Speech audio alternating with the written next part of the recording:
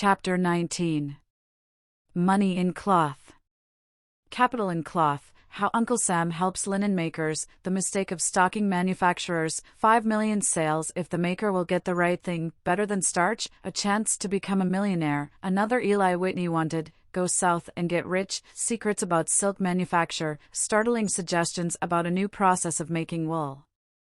In the materials for making cloth and in the improvement of garments, there is an unlimited field for development and fortune.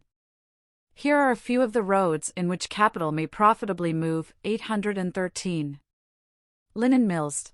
The schedule of the new flax tariff was framed especially to protect linen manufacturers by cheapening the imports of the raw material so that they can compete with foreign rivals.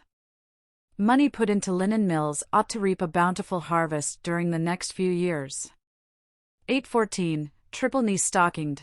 Why do not stocking makers give additional strength to the parts which are the first to wear out? 5 million boys and girls in this country are wearing their knees through their stockings, and yet makers go on in the assumption that the quicker the wear the better the trade. It remains for some sagacious manufacturer to put a double or triple thickness on the knee, get a reputation for his stocking, and command the market. 815. The Unfrayable collar band shirts, perfectly sound elsewhere, go into the rag bin because the collar band is frayed. The man who will give us a substitute for starch, which does all the mischief, will earn both gratitude and greenbacks. 816. The Ramie plant. A few years ago the Ramie plant was introduced into this country from China. It was reported to yield 3 crops a year, a total of 1,500 pounds to the acre, and that the fiber would produce a cloth equal to cotton or even silk. Great things were anticipated, but the hopes of the raisers were defeated by the lack of a process for separating it into fine filaments. The slow hand press of China makes it too expensive. Here is a chance for some brainy man to do for the Ramie plant what Eli Whitney did for the cotton, reaping even a larger fortune than he because of the present greater demand for cloth. 817. Cotton mills in the South. About 9 million persons in the United States and England depend for their livelihood on the cotton trade. Until recently New England had a monopoly of the cotton manufacture in the United States, but of late it has been ascertained that, owing to the cheaper cost of iron and fuel, the business can be carried on more advantageously in the South. The coal and iron in the mountains and the proximity to the raw product will cause New England soon to be distanced in this important enterprise.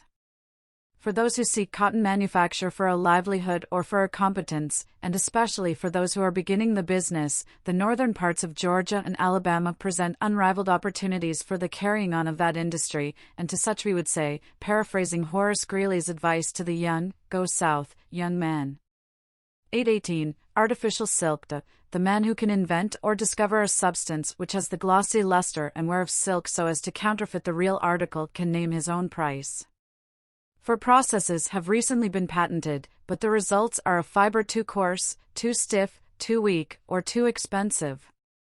The Chardonnay process makes a quality at a cost of $1.23 a pound, and it sells at $2.70 a pound, a very good profit if only it was enough like real silk to command the market. Put on your thinking caps, cloth manufacturers, and obtain the rich prize, which is already almost within your grasp. 819. Mineral wool. Here is something new. Experiments have proved that rocks, or at least certain kinds of them, can be made into wool. The wool is made from sandstone, and from the waste slag of furnaces. Mineral wool is already being used for packing and fireproofing, but the inexhaustible field for the industry in the millions of tons of serviceable rocks, and the unforeseen possibilities in the use of the new wool, make the subject a startling one and well worth the consideration of moneymakers. 820. Leather substitute. The high price of leather and its fluctuation in price have caused many substitutes to be devised, but thus far they have been inferior in quality, and will not stand the test of rough usage and exposure to heat. Imitation leather has always been made of 2 pieces of cloth pasted together, which are bound to separate or blister. Here is a secret worth a fortune. A single thickness of either drill or duck, with a heavy surface coating, will stand every test that leather can endure, and is every way as good, and can be produced at 1/3 the cost.